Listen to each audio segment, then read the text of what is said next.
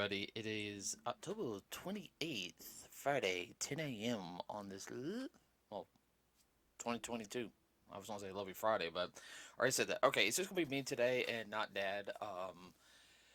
Okay, first off, sorry for not having a podcast on yesterday, everybody. A couple quick things. Work has been the biggest issue for us on getting the podcast. I've been coming home really tired.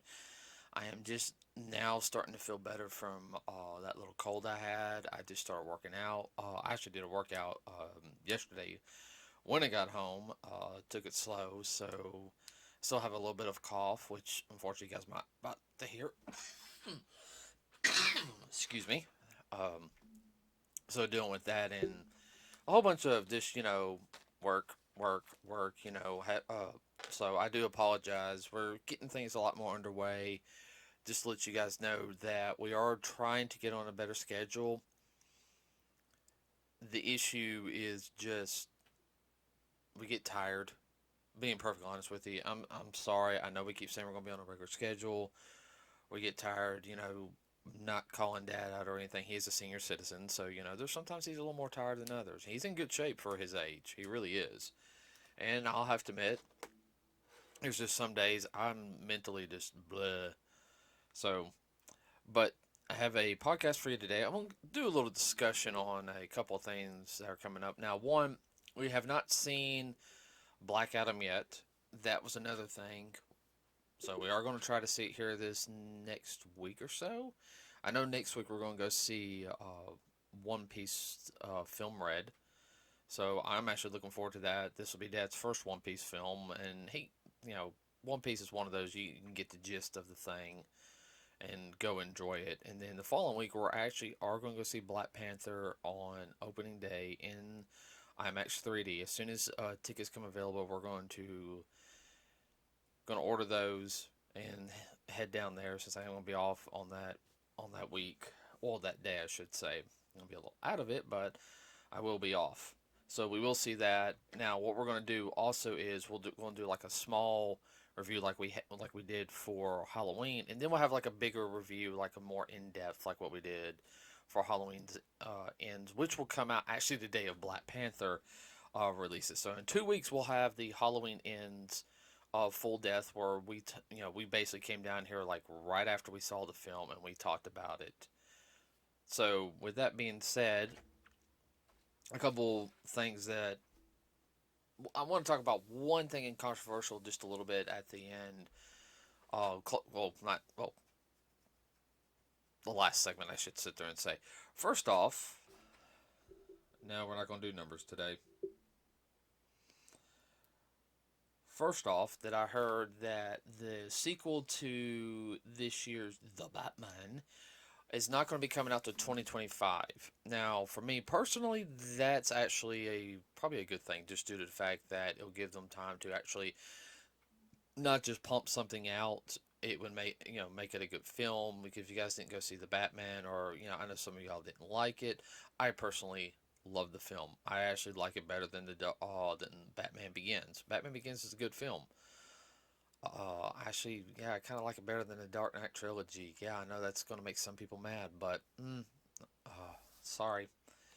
Now, this is in no way connected, as you guys know, to the DC universe, or DC expanded universe, whatever you know, cinematic universe or whatever you want to call it. Okay. Now, speaking of DC, though, if you guys don't know, the let's see, let me pull it back up so I can.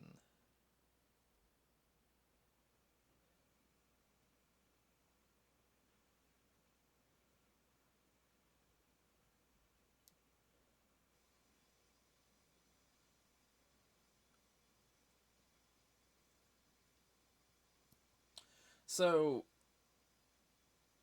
Peter Safran and James Gunn will be the head of DC Studios. Now, you guys know James Gunn from doing.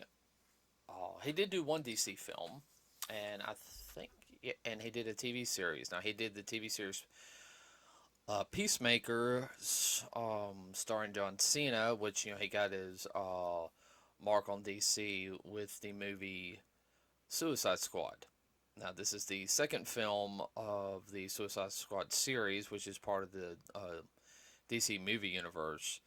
Now, it was a little bit more comical in some sense, which, that's fine. The dark and seriousness of Suicide Squad was good up to, in my opinion, up to a degree. It just felt, I don't know. I still like to see the all the stuff they put off on the cutting room floor. Like the Joker stuff. I know some people don't like Jared Leto's Joker. I actually want to see more of Jared Leto's Joker so I can actually make an honest opinion about him. So James Gunn does really good. If you guys don't know, he actually did do the two live action Scooby Doo films uh, earlier this century, which were really really good. I still enjoy watching them today. And then of course you guys know he's also big on doing the Guardians of the Galaxy movies. He did Guardians of the Galaxy 1, 2, and then coming in December you have the Christmas special, which we'll have a little bit talk about that a little bit on the next podcast. So, the Christmas special looks good too. I mean, it looks very much Guardians of the Galaxy. And then next year you have the third Guardians of the Galaxy film. Now, does this mean James Gunn is done working with Marvel? Yeah, for right now it probably does, just due to the fact that he's going to be head of, one of the heads of DC Studios, which that's fine. Uh, and let's see. I'm trying to figure out what Peter's done. I know more about James Gunn than I do Peter. We do know that there will be a little more variety of stuff like the Batman and Joker, which I still need to watch Joker on. And, oh, Peter Safran's been producer.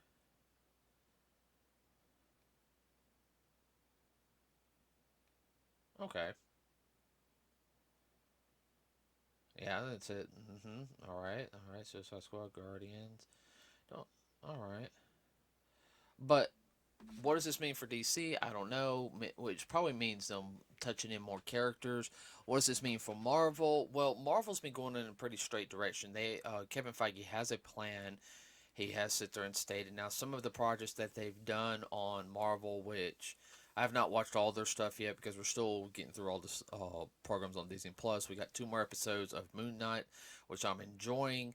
I would have to say the only 2 Marvel films that I think kind of flopped was Captain Marvel. I mean, they hyped her up really well, all this, and the film was not bad. Okay, I will say I did enjoy watching the film, but I don't think they were. I think they were kind of hoping she would be kind of like become like the new Superman for Marvel. And every year, every time they try to redo her in some way or another, even in the comic book, she just never pans out the way they would want her. So yeah, I don't know when Captain Marvel 2 is going to happen or if it will happen. And the other one is of course Eternals. I mean, Eternals was a good film. It expanded the Marvel universe on some questions. I put more questions on there. Introduced a character at the end, which was really cool. But also, well, 2 characters actually. My bad. But I had to say it's probably the weakest of the Marvel films. I would say that is the weakest one. I mean, I could probably watch that maybe only for story wise. I mean, it's just not one for me to go back and rewatch more than maybe like the Iron Man films or Guardians. Ooh, excuse me. Or I know some people don't like Thor Dark World. I'll watch Thor Dark World a lot more. Now, what other projects do I think might be coming down the pipeline? I don't know. I've heard rumors about Henry Cavill coming back because he was something doing with Black Adam. I don't know. I'm not going to spoil what I've heard on that. I haven't seen Black Adam yet. I do want to go see it. A little thing on that one that I did hear was that Rotten Tomatoes, our critics have been downing it, and where audience has really enjoyed it. This shows a bad disconnect between the critics in Hollywood compared to movie audiences, and that's something that I think that's also I'm about to talk about here a little bit too. Is how yeah, you have to connect to your audience, okay? And I think a lot of films and a lot of producers and directors don't do that nowadays. Uh, they always want to, push an agenda, which, that's going to happen. Film's a great way to do that, to make a person think in a lot of sense. I had a lot of films from the 60s and 70s did that, especially with the threat of nuclear war. I was coming from Russia. We had the Cold War going on, so there's always kind of like a post-apocalyptic film. This could happen here. You've got, Mega Man is a great film. Watch the original. I mean, I know some of you guys. What was that Will Smith film? I can't remember on top of my head. I Am Legend. That's pretty much the Omega Man. And then you've got stuff like Soylent Green, which is a really, really good film. You got Rollerball, the original, not the remake, which are social commentary films. Everybody, and they're really, really good films. Okay, they really are. But some of the newer ones, the way they present it, just it doesn't have the same feel as what the older ones had. Now, I know everything nowadays, has to push, especially down in Florida with whatever they're calling the Don't Say Gay bill, which is, it's pretty much saying you cannot teach sex ed to anybody under the age of 10, which I'm all for that. I'm sorry.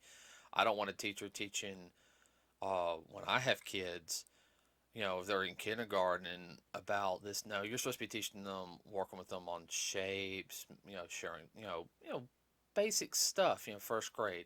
No, reading, writing, arithmetic, science, stuff like that. All the social stuff and everything, they kind of get, kids get on their own, don't, let kids be kids, okay? And, yeah, there's always going to have to be where you're going to have to kind of stop a kid, all right, from saying something wrong. They have to learn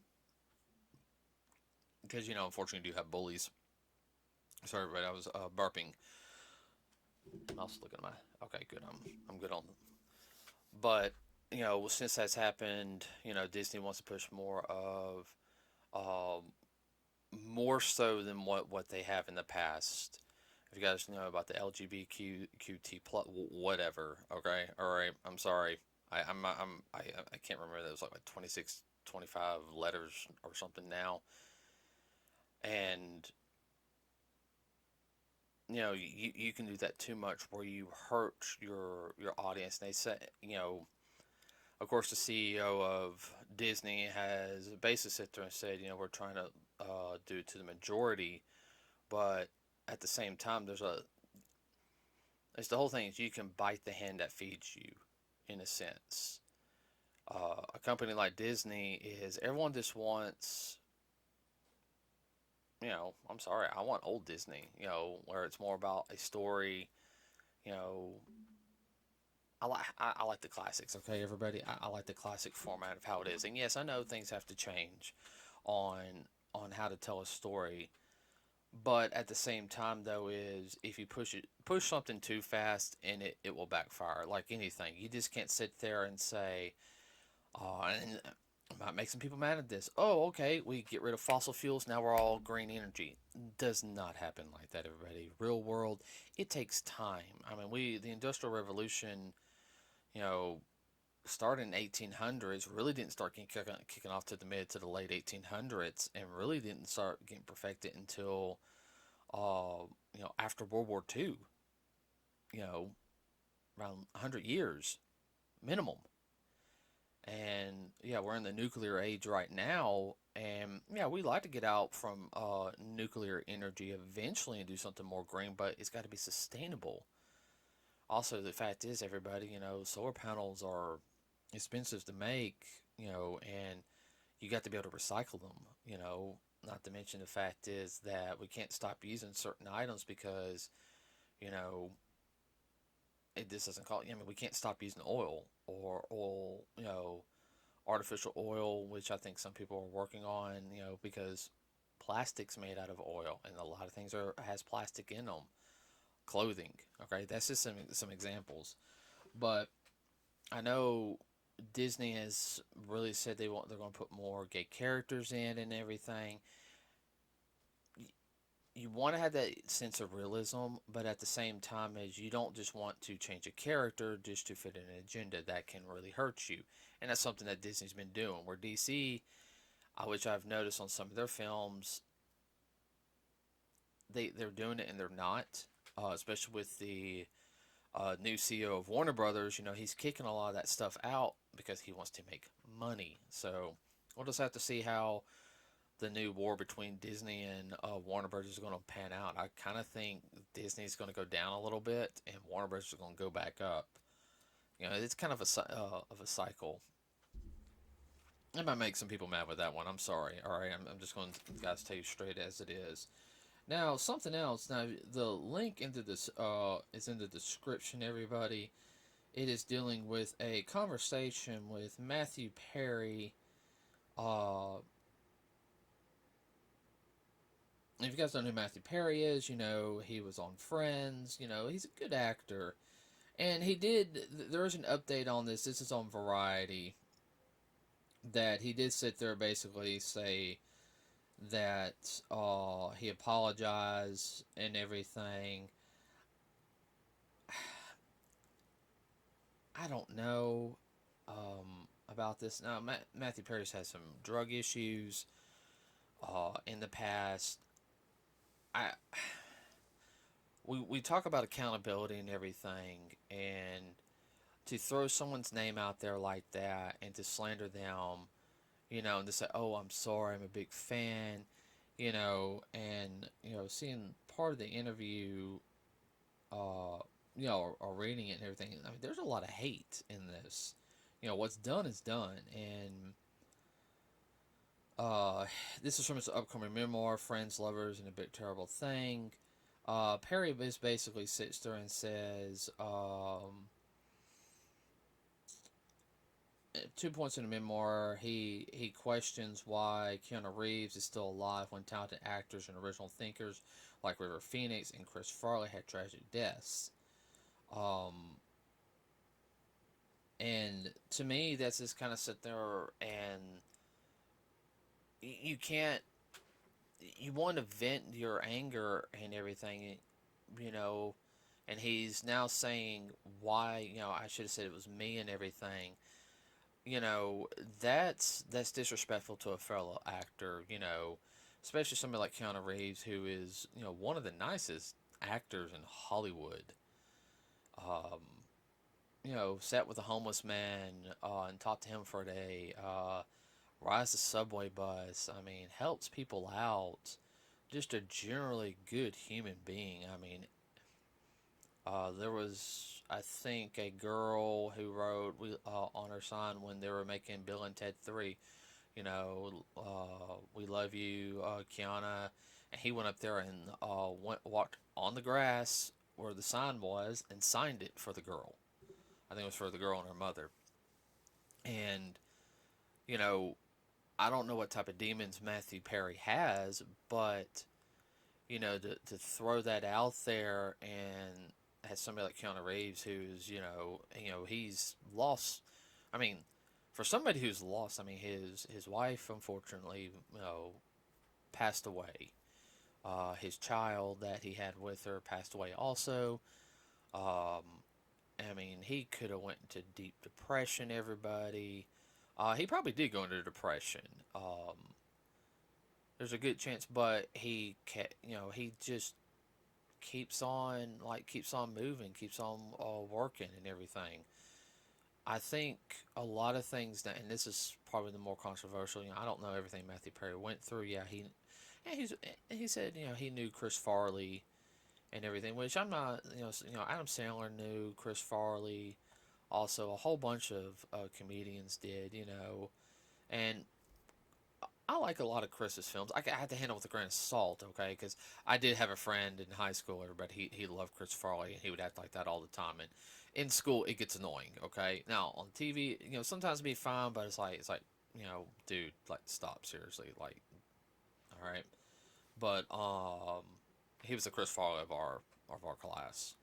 Um, one of my childhood friends. Okay, love him like a brother. Haven't seen him since after high school, but still, I will say that you can't sit there and throw out something like that. I mean, yeah, I understand. You went through some substance abuse. I never have done anything like that myself, so I don't know what that's like. But to have a to throw another actor like that under the bus shows no class, in my opinion. And even though, yeah, you apologize now, it's going to be in your memoir, and damage is going to be done. I know Kiana is just probably just going to be like, just ignore it, in a sense, because that's just the type of person he is, which I have a lot of respect for him, for that. If Matthew Perry is sorry about that, then okay, dude, you kind of need to watch it.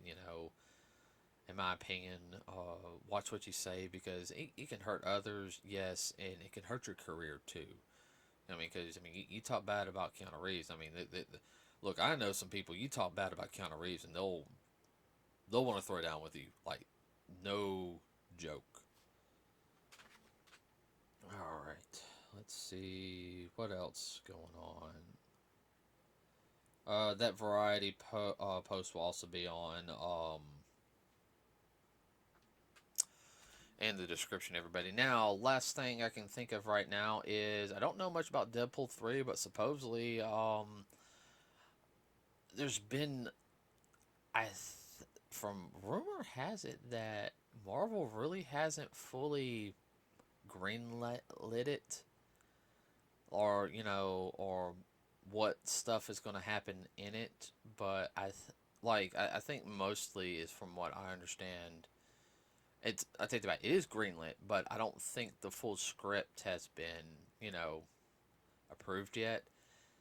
Because it's got to go through Disney executives and everything. Well, this is the, and Hugh Jackman and, you know Ryan Reynolds pretty much got them by the throats, because they're saying, oh, pretty much like, okay, if you guys seen some of the stuff between Ryan and Hugh, they clown, and there's a good chance they're gonna do some things that the Disney execs are not gonna like, but we get the fans are gonna like. So we'll just have to wait and see. That's all I got for the rambling for today, everybody. Please like and subscribe to us, Nerds with a Cause. Uh, it really does help us out. Yeah, I know the podcast has been kind of up and down lately. I'm sorry. We're going to continue working on getting better, getting on a regular schedule. We're probably going to sit down and start figuring out what days we're going to have a podcast and what days we're not going to have a podcast. Let's check. What did I post on our Facebook page recently? So just in case. I know I posted something.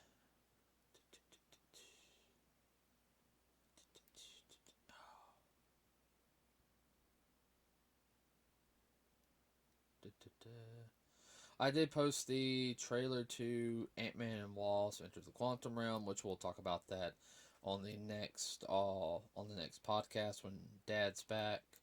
Yeah, that's pretty much it right now. So we will see you guys next Thursday for our normal podcast. We will have that recorded in advance. Sorry about that, but that was the recording device. Everybody hit my foot. Well, the cord did. So we will see y'all next week. Have a wonderful rest of your weekend. Be safe out there, and we are out.